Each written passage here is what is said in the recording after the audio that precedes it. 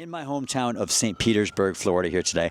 Lived here for 6 years, and I've always heard and known that that this was the final resting place and the place where the legendary beat writer Jack Kerouac lived for the last several years of his life, and he lived and died here. But I've never been to the Jack Kerouac house, and I'm changing all of that today. I'm super excited to meet the owner of the new owner of the, not new, but been the owner for a few years of the Jack Kerouac House, and also one of the members of the board of the Jack Kerouac, the nonprofit that was made here. And this is Ken Burchenal. He's going to show us around today. Thank you, Ken, for doing this. Hey, yeah, I appreciate absolutely. it. Come on in. Thank you so much.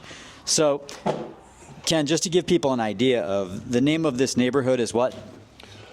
Distant Heights. Distant Heights, right. It was when this house was built, it was really the far out suburbs. Yeah. And then Distant Heights is still like the biggest defined neighborhood in St. Petersburg. It just stretches far and wide, and it's very much just like this part of the neighborhood. That is a bunch of single-family ranch homes, and that just kind of spread and spread and spread. Yeah. And so this place is just pretty much as Jack and his wife Stella and their mom Gabrielle left it. Yeah. So a little bit of background.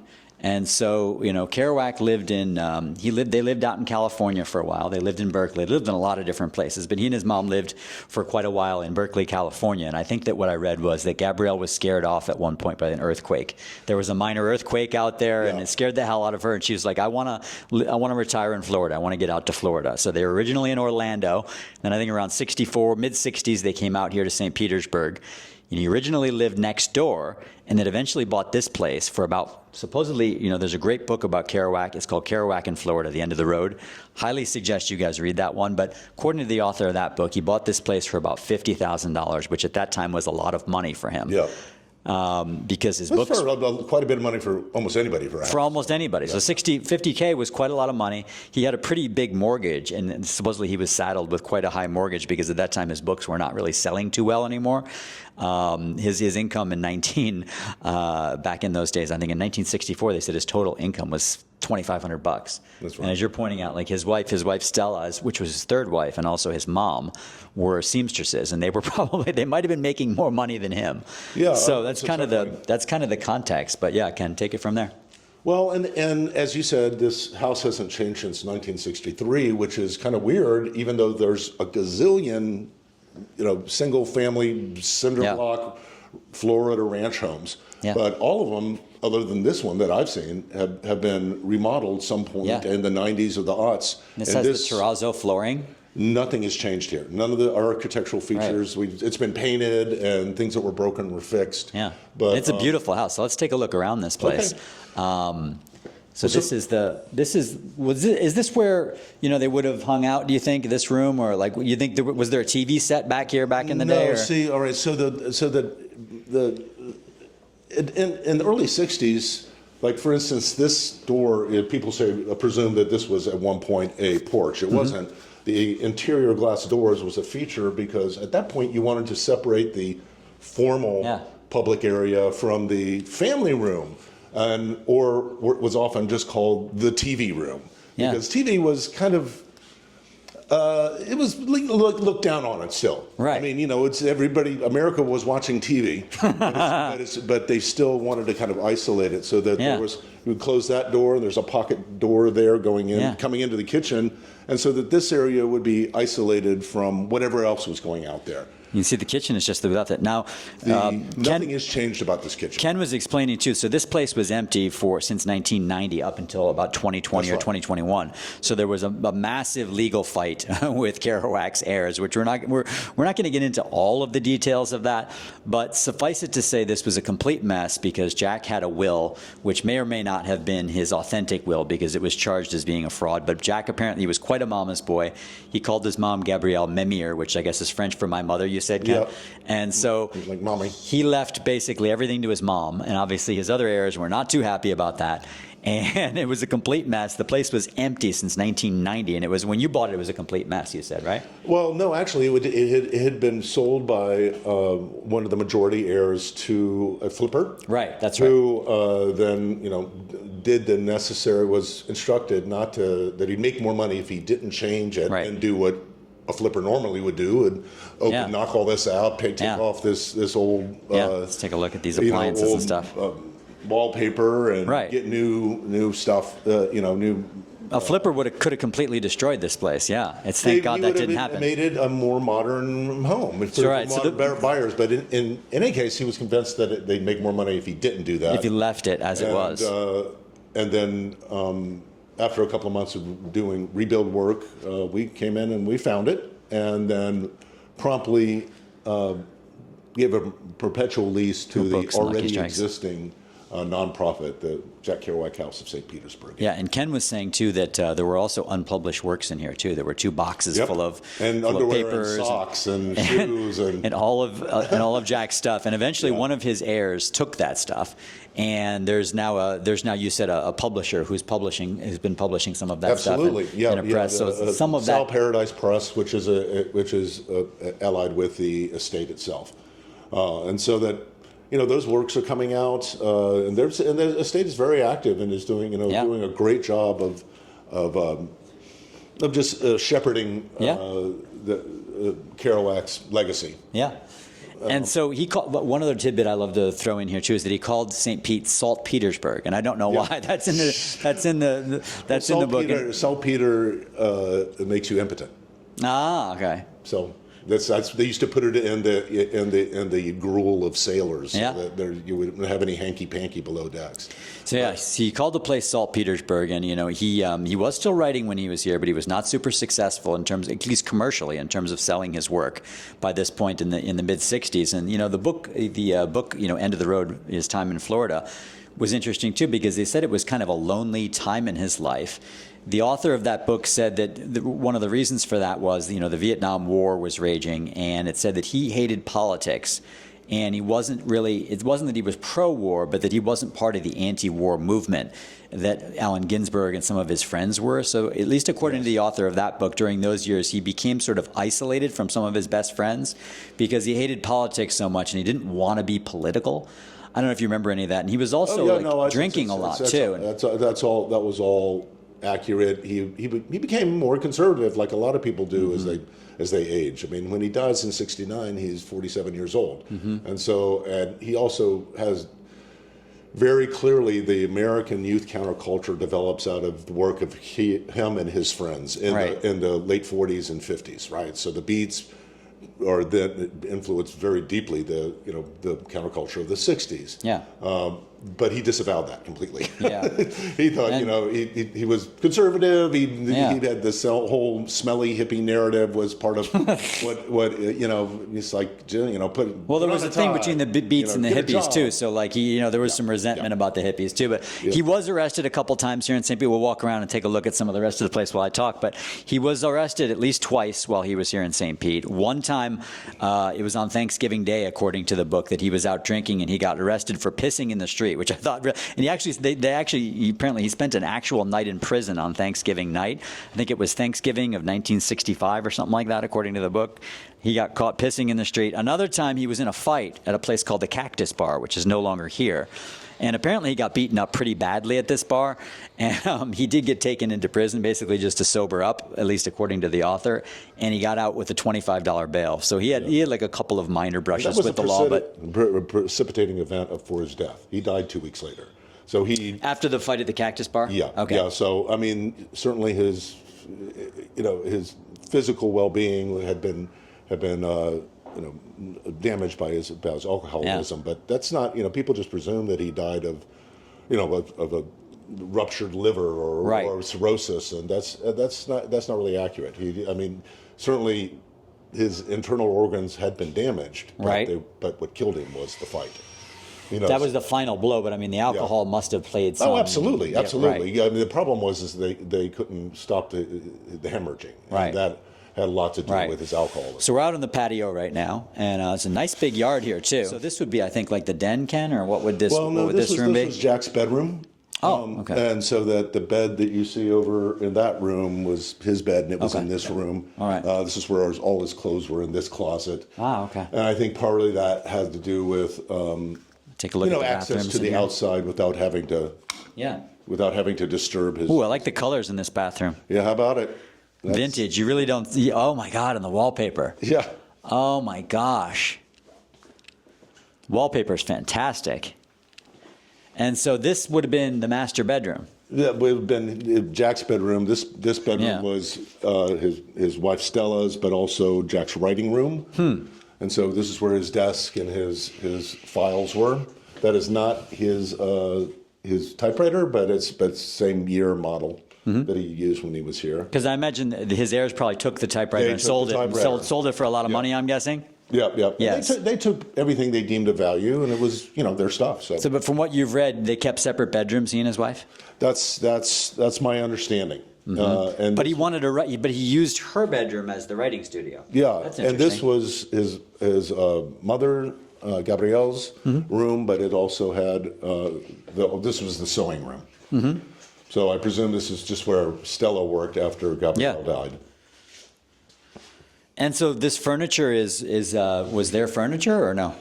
Some of it? Everything in here was theirs except that modern mirror. That mirror right there. But all this, and these are prints of Jack's work that are. Oh wow! And they were not here, but yeah, that's a sewing table that left over from. So these are all Jack's prints? Yes. Oh wow! Yeah. And in the other rooms, the artwork is from who?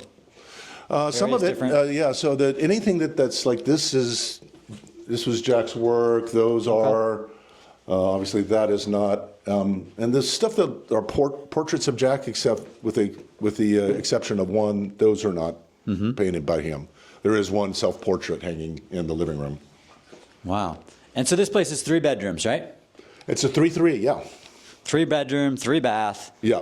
And this would have been considered like an upper middle class, place to live. I imagine when he purchased it. 50K. As far as middle class housing, this was suburban housing. Let's take a look back on here too. This is top of the line, isn't it? Beautiful. And was this their piano too? Their piano is actually next door. The Stella didn't play, Jack did, but she gave the piano to the next door neighbors who are still there and alive. Now, do we know why didn't he leave her money in the will?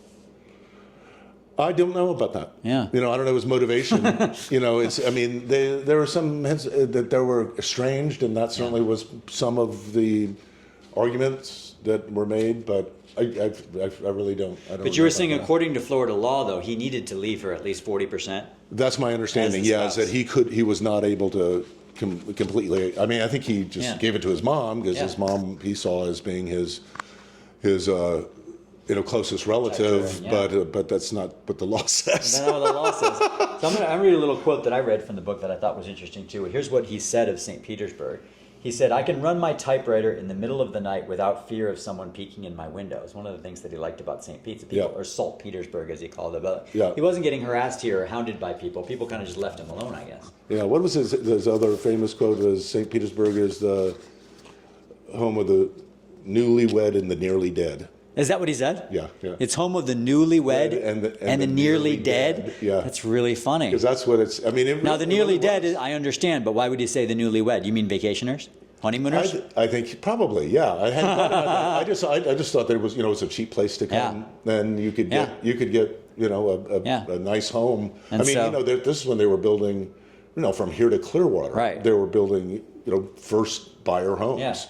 And so in terms of other than drinking, obviously, what did Jack like to do here? Some of the things he liked to do, as we were talking before, Ken and I, there was a really artsy cafe up in Pinellas Park, which is a suburb of this area, called the Beau Arts. Is that right? So he used to go up there. He did not have a car, believe it or not, when he lived here. Did not like driving. Or I'm sorry, they owned a car, but he did not drive it, as I understand. Yeah. And so he'd bum rides from people, and he would go up to this cafe and walk. Walker. And he'd go to this cafe up in Pinellas Park, which is not real close to here, by the way, too, if you're not from around here. You go up to Pinellas Park, sort of a famous artsy cafe where people would hang out. There'd be poetry readings, and the famous Jim Morrison of The Doors read poetry there with his back turned to the audience, kind of a famous thing. We don't know whether Jack and Jim ever met, but they both hung out at this place. He also used to like to go to baseball games. He was a big baseball guy. And Al Lang Stadium, they used to have, first of all, spring training games here.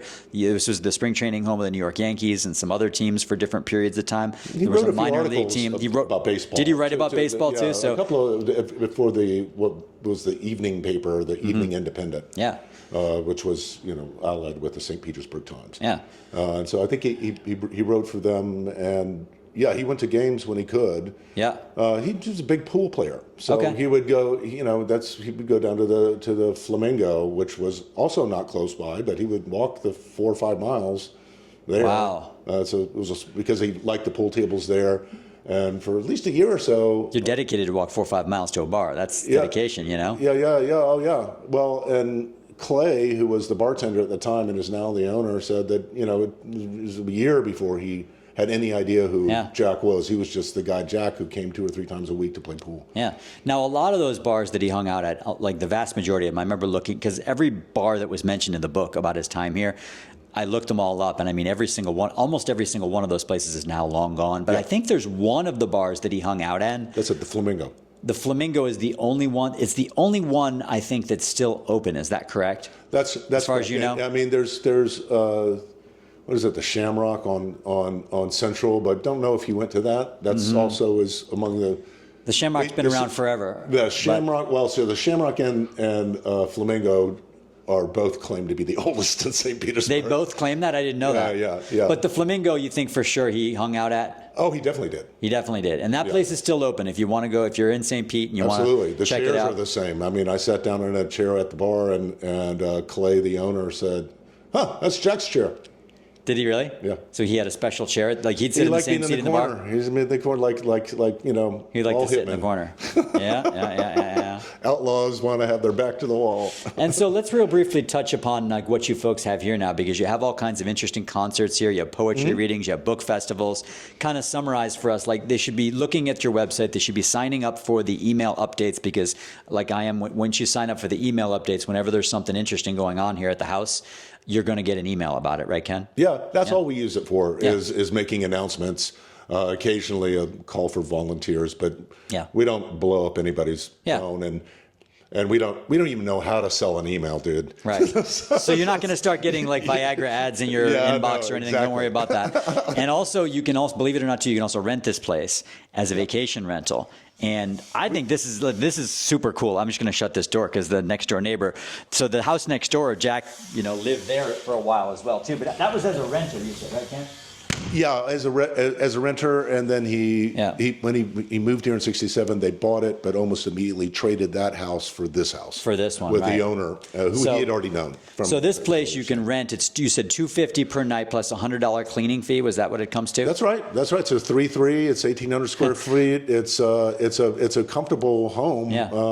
But on top of that, it's an artifact in itself, so that it's really, if you make a donation, it's kind of like, if you go to the local radio station, you give them $50, you get a koozie. If you give us $250, you get to stay in the place. You get to stay in the place, yeah. Now, is there a minimum or maximum number of nights to stay and stuff like that, or no? Usually we like people to be at least 2 nights. At least 2 nights, right. But we've had some people who will stay a night or something like that. A lot of ghost hunters like to come just for the night. Do they? Yeah. And I got to tell you, folks, I don't know, for those of you who don't spend a lot of time on Airbnb, looking at the prices lately, $250 a night is a good deal for St. Petersburg. Yeah. Because, I mean, you can get some, really crummy house of no historical value and not even a nice house for more expensive than that sometimes here in St. Pete. So that's actually a very good price. And you can't find it on Airbnb or we don't do that because it really, even though we have to pay taxes on it, it's a donation, right? So